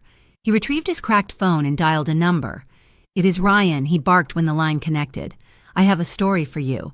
Exclusive. The Moretti marriage is a sham. The girl is a gold digger I used to date. I have proof she is unstable." He listened for a moment. "Yes, bring a photographer to the wedding." He said, his eyes manic. "I am going to expose her. I am going to blow this whole charade wide open at the Moretti penthouse." Adrian was on a call with Marco. The journalist is a hack named Sterling. Marco said he writes gossip for the tabloids. Ryan just offered him an exclusive to expose Emily at the wedding. Adrian stood by the window, looking out at the gray morning sky. "Let him come," Adrian said coldly.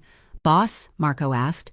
"Let the journalist come," Adrian repeated, "and let the DeLuca man come. We are going to change the play."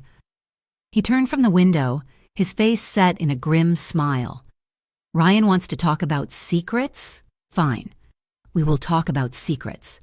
Get the file on Ryan's embezzlement from his father's company, and get the audio recordings of him gambling with the DeLuca loan sharks.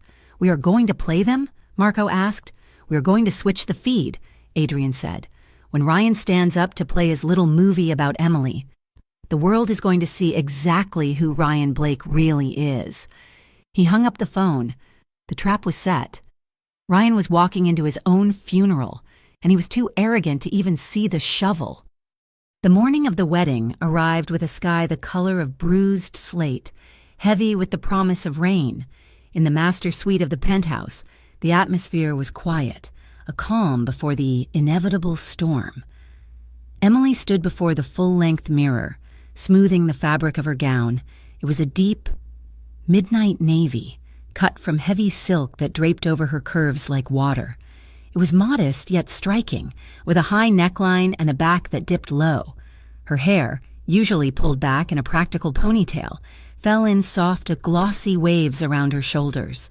On her left hand, the platinum band and the solitaire diamond Adrian had given her caught the gray light from the window, flashing with a brilliance that felt almost aggressive. She stared at her reflection.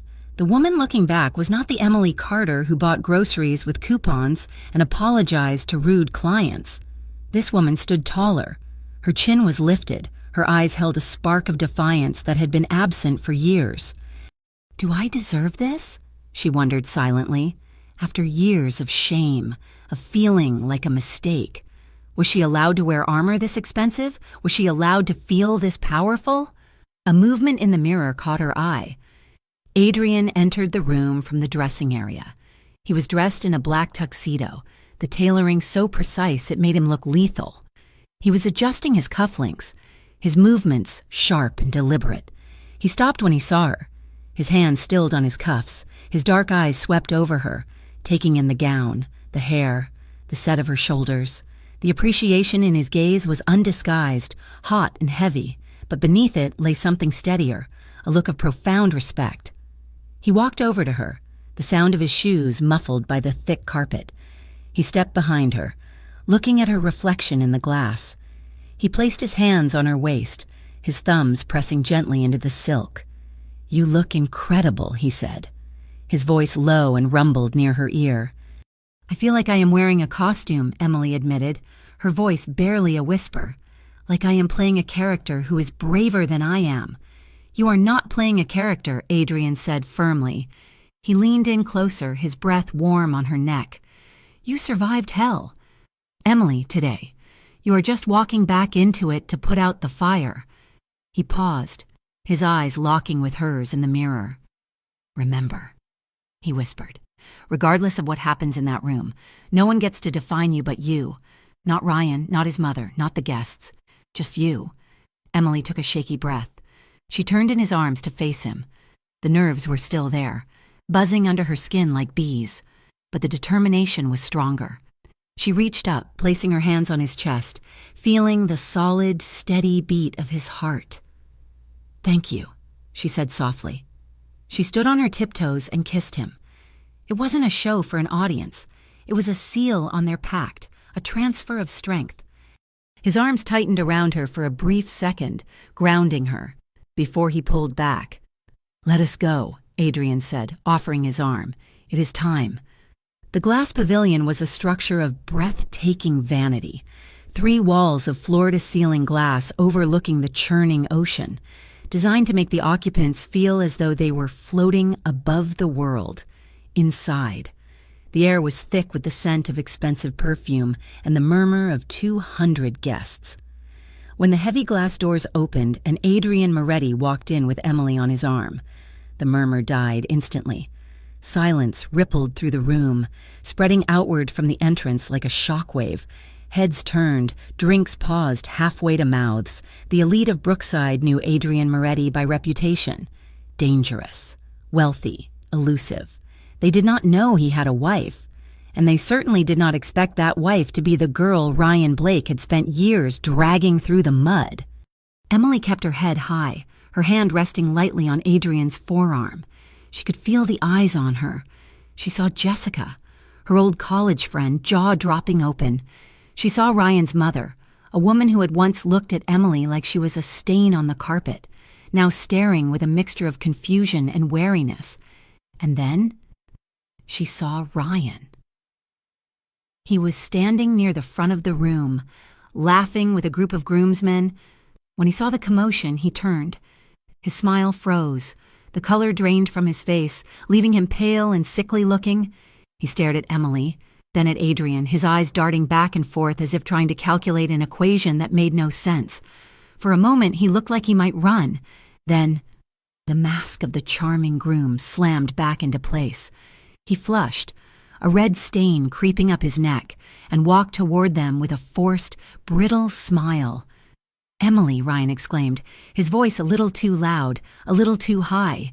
"You made it. And you brought a guest." "My husband," Emily said. Her voice was calm, surprising even herself. "Ryan, this is Adrian Moretti." Ryan stopped dead. Husband Adrian extended a hand. Ryan looked at it, then took it. Adrian's grip was firm, bordering on crushing. Ryan winced slightly but held the smile. "I did not know you were married," Ryan stammered, looking between them. "That is sudden." "We prefer privacy," Adrian said smoothly, "but Emily insisted we come to wish you well. It is a big day, after all."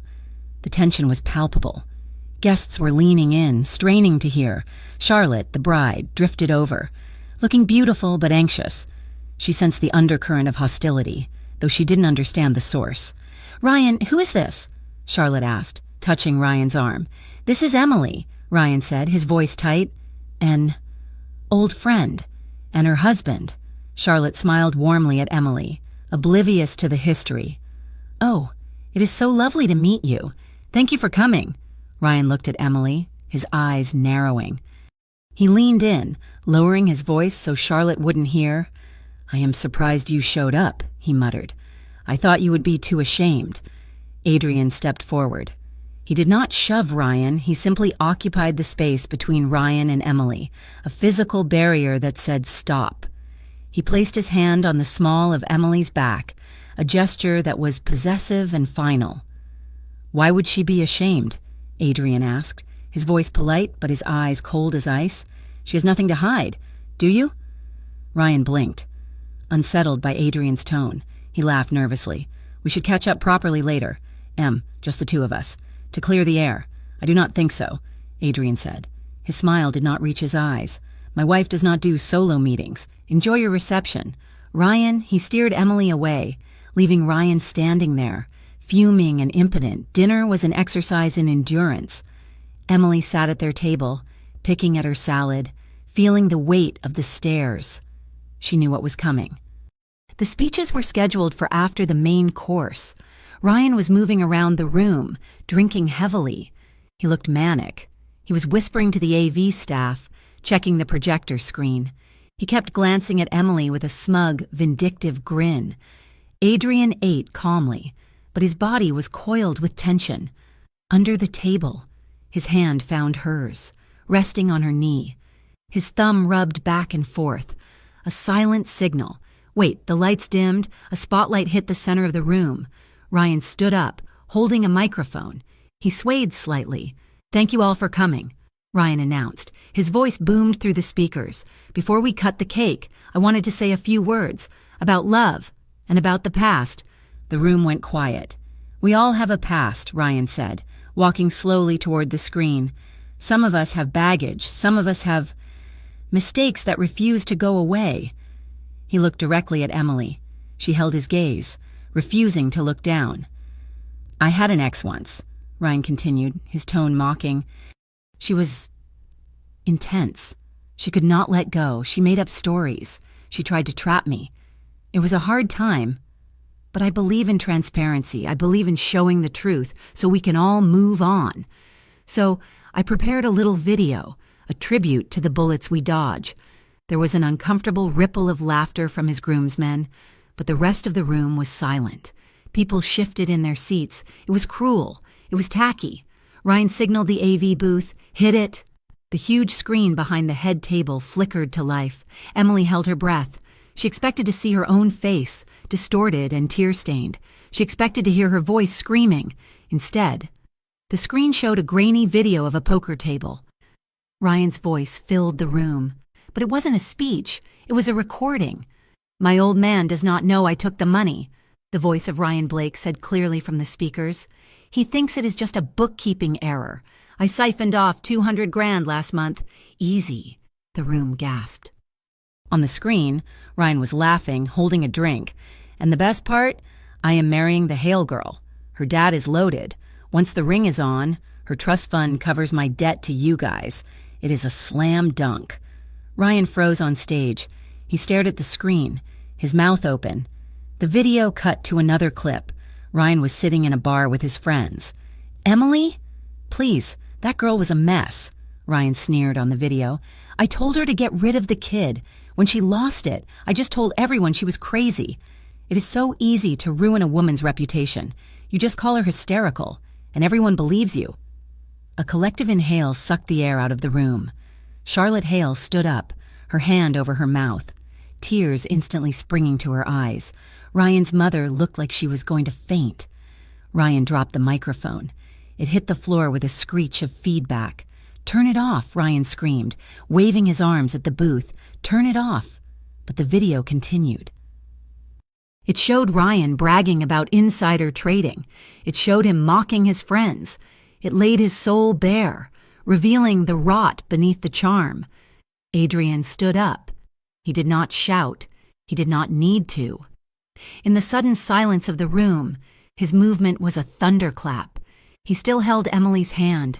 "Some men," Adrian said, his voice calm, measured, and carrying to every corner of the room, "mistake cruelty for power.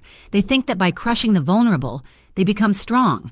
He looked at Ryan, who was shaking, his face a mask of terror and rage. "But real power," Adrian continued, "does not need to destroy a woman to feel big. Real power protects." Ryan looked around the room. He saw the disgust on the faces of his guests. He saw his fiancé's father standing up, face purple with rage. He saw his world crumbling. And he snapped. "You!" Ryan shrieked, pointing at Emily. "You did this! You crazy bitch! You set me up!" He lunged off the stage, storming toward their table. "You ruined everything!" Ryan yelled, his eyes wild. "You are nothing! You are just a—" Adrian stepped in front of Emily. He did not raise his fists. He simply stepped into Ryan's path. He was bigger, broader, and infinitely more dangerous. His eyes were dead cold. "If you take one more step toward my wife," Adrian said softly, only for Ryan to hear, "it will be the last step you ever take on two functioning legs." Ryan stopped. The threat was not a bluster. It was a promise. Emily stepped out from behind Adrian. Her hands were trembling, but her voice was clear. She looked at the room. She looked at the people who had whispered about her for 6 years. "I did not ruin you, Ryan," Emily said. Her voice rang out, steady and true. "You did. I lost a child. I grieved alone. And you used that pain to make yourself feel important. I am not the crazy one. I never was." Charlotte Hale walked up to Ryan. She looked at him, tears streaming down her face. And then she slapped him. The sound cracked through the room like a pistol shot. "It is over," she sobbed. "Get out!" The doors to the pavilion burst open. Police officers, accompanied by federal agents in suits, swarmed into the room. "Ryan Blake?" an agent barked. Ryan looked around, panic setting in. "What? No, this is a mistake. We have a warrant for your arrest," the agent said, moving in with handcuffs, fraud, embezzlement, insider trading. "And we have some questions about your association with known organized crime figures regarding illegal gambling debts." Ryan struggled as they grabbed him. "No, you cannot do this. Do you know who my father is?" His father was sitting at the head table, head in his hands, refusing to look up. As they dragged Ryan past the table, he looked at Emily one last time. His eyes were filled with hate, but also with fear. He looked at Adrian, and he saw the man who had outplayed him without ever raising his voice. The guests parted like the Red Sea as the police hauled the groom out of his own wedding. Cameras flashed, guests taking photos, recording the downfall. The humiliation Ryan had planned for Emily had come for him, swift and total. The room was left in a stunned silence. The video screen had gone black. Adrian turned to Emily. He ignored the chaos around them. He ignored the shocked stares of the elite. He reached out and cupped her face in his hands. "Are you all right?" he asked. Emily looked at the door where Ryan had vanished. She felt lightheaded, the weight she had been carrying for 6 years, the shame, the fear, the anger, was gone. It had simply evaporated. "I am free," she whispered. Adrian smiled. It was a small, rare thing, but it reached his eyes. "Yes," he said, "you are." He wrapped his arm around her shoulders, pulling her close into his side. "Come," he said, "let us go home." They walked out of the glass pavilion together, leaving the wreckage of Ryan's life behind them, stepping out into the cool, clean air of the night. Emily Moretti walked with her head high, not because she was arrogant, but because she finally knew who she was. And the man beside her, the dangerous, quiet man who had burned down the world for her, held her hand tight. The arrest of Ryan Blake was not dignified. It was a chaotic, noisy affair that shattered the last remnants of the elegant atmosphere the glass pavilion was famous for. The strobe light effect of camera flashes from the very media Ryan had invited to document his triumph now illuminated his absolute downfall. "Get your hands off me," Ryan shouted, his voice cracking with hysteria as 2 federal agents hauled him toward the exit. "Do you have any idea who I am? This is a mistake. You are making a huge mistake." The journalist Ryan had bribed, a man named Sterling with a predatory grin, was snapping photos rapidly, capturing the groom's disheveled hair, the handcuffs glinting under the venue lights, and the look of sheer, unadulterated terror in his eyes. It was the scoop of the year, just not the one Ryan had intended to sell. Emily stood near the head table, her hand still enveloped in Adrian's firm grip. She watched Ryan struggle, kicking at the door frame as he was shoved outside into the waiting night, It was a scene of such raw, poetic justice that it felt surreal.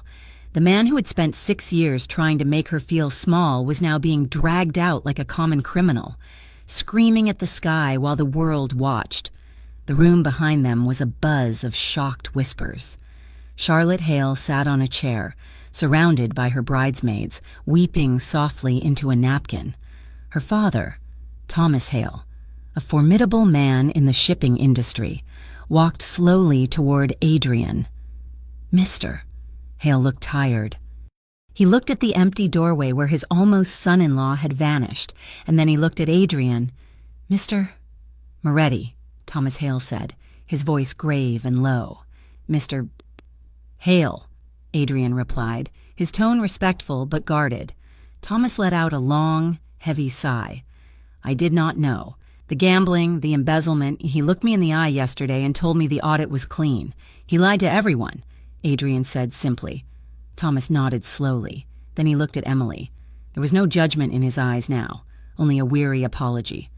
"I am sorry for what he put you through tonight, Miss Moretti, and I suppose I should thank your husband. It was a brutal way to learn the truth. But better now than after the papers were signed. You saved my daughter from a disaster. We did what was necessary," Adrian said. Thomas nodded again, then turned to comfort his weeping daughter. The reception was effectively over. The music had stopped. The cake sat uncut in the corner, a tiered monument to a celebration that would never happen. Guests began to drift toward the exits, eager to escape the awkwardness. As they passed Emily and Adrian, the dynamic had shifted entirely. People who had sneered at her an hour ago now looked at her with wide, fearful eyes. "I always knew Ryan was a bit intense," one woman murmured as she hurried past, offering Emily a tight, nervous smile. "So glad you are okay. Emily, I never believed those rumors." Anyway, another man lied smoothly, nodding at Adrian. "Good to see you. Moretti." Emily nodded mechanically, offering no verbal response. She felt dizzy. The rush of adrenaline that had sustained her through the confrontation was draining away, leaving her feeling hollowed out. Her knees felt weak, and the noise of the room seemed to be coming from underwater. It was over. The monster under her bed had been exposed as nothing more than a desperate, cruel boy. But the victory didn't feel triumphant. It felt exhausting. Adrian, attuned to every shift in her body language, tightened his arm around her waist. "Come," he murmured near her ear. "Let us get some air." He guided her away from the staring crowds, leading her through a side door that opened onto a private stone terrace overlooking the harbor. The silence outside was a physical relief. The night air was cool and smelled of salt and rain. Below them, the ocean churned against the rocks, dark and rhythmic. Emily walked to the stone railing and leaned against it, gripping the cold, rough surface to steady her trembling hands. She took a deep breath, trying to fill her lungs, but the air felt thin. Adrian stepped up behind her. He did not touch her immediately. He simply took off his tuxedo jacket, the heavy fabric still holding his body heat, and draped it over her shoulders. "Do you regret it?" he asked quietly. Emily pulled the lapels of his jacket tighter around herself. Inhaling the scent of cedar and sandalwood, she looked out at the dark water. "No," she said, her voice shaking slightly. "He needed to be stopped. He was going to hurt Charlotte. He was going to keep hurting people." "But," Adrian prompted. "But I feel empty," Emily admitted. She turned around to face him, leaning her back against the railing. "For 6 years, my fear of him was the only thing that felt real. I built my whole life around avoiding him, around proving him wrong. Now he is gone, and I do not know who I am without that fight. You are the woman who stood up to him," Adrian said. "You are the woman who reclaimed her name. But what name is that?" Emily asked, searching his face. The question hung between them, heavy and loaded. "We had a deal." "Adrian," she said, her voice dropping to a whisper. "A strategy. You needed a wife for your investors. I needed a shield against Ryan. The wedding is over. Ryan is in jail. The contract, it served its purpose." Adrian went very still. The wind ruffled his dark hair. but his eyes were locked on hers, intense and unreadable. "Is that what you think this is?" Adrian asked. "Just a contract?" "I do not know what it is," Emily cried, her voice cracking. "That is the problem. I am terrified. Adrian—" She took a step toward him, then stopped, hugging herself. "I am terrified because this started as a lie, but it stopped feeling like 1 week ago," she confessed, the words tumbling out in a rush. "I am terrified because when you touch me, I forget that I am supposed to be guarding myself, and most of all, I am terrified of giving my heart to another powerful man who has the ability to destroy me. Ryan broke me because I was weak. You could break me because I care about you, and I do not think I can survive being broken again." Adrian closed the distance between them in 2 long strides. He did not grab her. He reached up and cupped her cheek, his thumb brushing away a tear she hadn't realized had fallen. His hand was warm, his touch incredibly gentle for a man capable of such violence. "Emily," he said, his voice rough with emotion. "Look at me." She lifted her eyes to his. "Ryan broke you because he was a boy playing at being a man," Adrian said fiercely. "He used your pain to make himself feel tall. I have no interest in making you small. Emily, I want you to take up space. I want you to be everything you were afraid to be."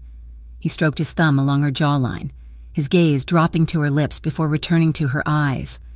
"You asked if the deal is over," he said. "For me.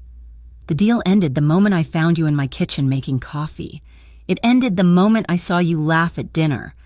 I do not want a business partner, Emily. I want the woman who challenges me. I want the woman who makes me want a different kind of life." Emily's breath hitched. "A different life? I grew up believing that silence was the only safety," Adrian admitted, a rare vulnerability entering his tone. "I thought a wife was just another asset to manage. But you make me want mornings. You make me want to come home to something other than an empty penthouse and a bottle of scotch. But your world," Emily whispered, her hand coming up to cover his where it rested on her cheek, "the danger, the DeLuca family, the violence. Can you truly separate that from the home we might build? I cannot live waiting for a phone call that says you are dead. I cannot raise a family in the shadow of a gun." Adrian did not offer her an easy lie. He looked at her with a seriousness that anchored her. "I am already doing it," he said. "I started restructuring the operations 3 weeks ago. We are moving 80% of the capital into legitimate real estate and logistics. I am cutting ties with the high-risk street operations. It takes time to turn a ship this size, but I am turning it." He stepped closer, his body brushing against hers. "I want a future where you are safe," he vowed. "I want a future where our children, if we are blessed enough to have them, never have to see what I saw growing up. I am changing the world for you, Emily. Because a world without you in it is not one I am interested in ruling." Emily felt the wall she had built around her heart crumble. It didn't crash down, it simply dissolved, washed away by the steady, relentless tide of his honesty. He wasn't promising perfection. He was promising effort. He was promising himself. She let out a shaky breath, a sound that was half sob, half laughter. "You are restructuring your crime empire for me?" she asked, a small smile touching her lips. "I would burn it all down for you," Adrian said, dead serious, overwhelmed by relief and a longing that had been building for weeks. Emily reached up and wrapped her arms around his neck. "Then take me home," she whispered.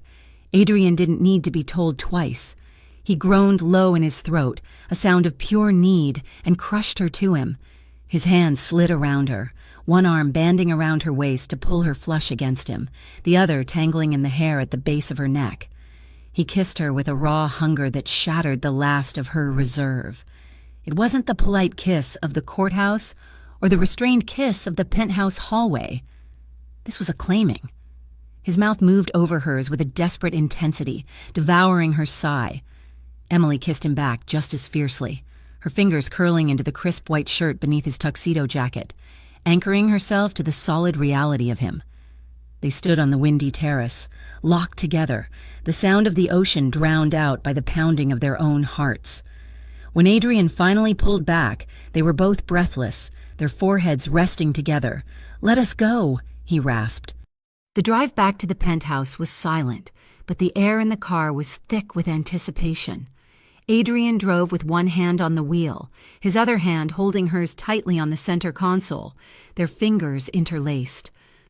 When they arrived at the building, they didn't speak.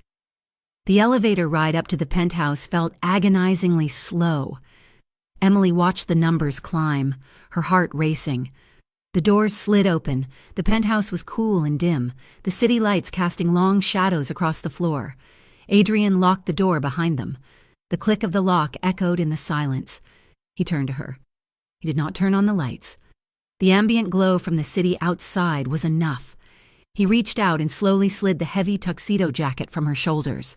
It fell to the floor with a soft thud. He didn't look at it. He only looked at her. "No more pretense," Adrian murmured, stepping close. "No more cameras. No more contracts." Emily shivered, but not from cold. She reached out, her hands trembling slightly as she began to undo the buttons of his shirt. "Just us," she whispered. Adrian caught her hands, bringing her knuckles to his lips. He kissed them, his eyes searching hers for any sign of doubt. "Are you sure?" he asked, his voice rough. "Once we cross this line, Emily, there is no going back. I am not letting you go. I do not want to go back," Emily said, meeting his gaze with absolute certainty. "I want this. I want you." Adrian exhaled shakily, as if a tension he had carried for years finally loosened. He leaned down, kissing the sensitive spot below her ear, sending a jolt of electricity through her. His hands moved over her back, tracing the curve of her spine through the silk of her dress. "You are beautiful," he whispered against her skin. He kissed her temple, her cheek, the corner of her mouth, treating her with a reverence that made her knees weak. Then he returned to her lips, slow and deep, tasting her sigh. Emily smoothed her palms over his broad shoulders, feeling the hard muscle beneath, marveling at the strength he held in check for her. They moved together toward the bedroom, a slow dance of touch and sensation. There was no rush. They had all the time in the world. At the doorway to the master bedroom, Adrian paused. He framed her face in his hands, looking down at her with a tenderness that stopped her heart. "I love you," he said. The words were quiet, simple, and absolute. Emily smiled, tears pricking her eyes again, but they were happy tears this time. "I love you too," she whispered. Adrian lifted her into his arms, carrying her over the threshold. He kicked the door shut behind them with a soft click, shutting out the world, the past and the noise, leaving only the two of them in the quiet sanctuary they had chosen. In the days that followed, the fall of Ryan Blake dominated the news cycle. Blake Air indicted on federal fraud charges. Moretti wedding bombshell, groom arrested, ex-girlfriend vindicated. The footage of Ryan's confession and his subsequent arrest went viral. The public opinion, fickle as always, swung wildly in Emily's favor. She was no longer the crazy ex. She was the survivor who had stood tall while a tyrant crumbled. Ryan's father resigned from his company in disgrace. Charlotte Hale annulled the engagement and publicly donated the cost of the wedding to a charity supporting women's health, a quiet, classy nod of solidarity to Emily. Emily returned to work at Harborview Events the following Tuesday. She walked into the office wearing a tailored blazer and the diamond ring that never left her finger. She did not keep her head down. She met her colleague's eyes. "Good morning," she said to the receptionist, her voice clear and bright. "Good morning, Mrs. Moretti," the receptionist stammered, looking at her with new respect. Emily smiled. It sounded good. Life with Adrian settled into a rhythm that was surprisingly domestic. True to his word. Adrian was home for dinner almost every night. He was still a busy man, still powerful, and still dangerous to those who crossed him, but the sharp edges of his life were softening. He took meetings in the office, but he took his mornings in the kitchen, drinking coffee and watching Emily read the news. 3 weeks after the wedding, they hosted a small dinner at Moretti's. It wasn't a gala or a publicity stunt, it was just a table in the corner for the people who mattered. Jenna was there, raising a glass of champagne and looking smugly satisfied with her role in encouraging Emily to attend the wedding. Marco was there, looking less like a bodyguard and more like a relaxed cousin, laughing at Jenna's jokes. And Adrian was there, sitting beside Emily, his arm draped casually over the back of her chair, to unexpected beginnings. Adrian toasted, raising his glass. "To fighting back," Jenna added with a grin. Emily raised her glass, the crystal catching the warm light of the restaurant. She looked around the table at the faces of her friends and her husband. She felt the steady, reassuring pressure of Adrian's hand on her knee under the table. She thought of the girl she had been 6 years ago, lonely, broken, hiding in a dorm room. That girl felt like a stranger now. The girl Ryan tried to erase was gone. In her place stood a woman who had walked through the fire and come out carrying a torch. She had chosen herself first, and then she had chosen a love that saw all her scars and didn't ask her to hide them. "To us," Emily whispered, looking at Adrian. He smiled, that rare, genuine smile that was only for her. "To us," he agreed, and he drank, his eyes never leaving hers, promising a lifetime of safety, respect, and a love that was finally, wonderfully real. Thank you so much for listening to this story. It has been a journey watching Emily reclaim her strength and find a love that protects rather than destroys. I hope you enjoyed the emotional twists and the justice served in the end. I would love to hear your thoughts on the finale. Did Ryan get what he deserved? And what did you think of Adrian's transformation from a contract husband to a true partner? Please let me know in the comments below and tell me where you are listening from. I love seeing our community grow from all over the world. If you enjoyed this story, please make sure to subscribe to Mafia Romance Stories and hit the notification bell so you never miss a new episode. We have many more passionate, intense, and romantic stories coming your way. Thank you for your support, and see you in the next story.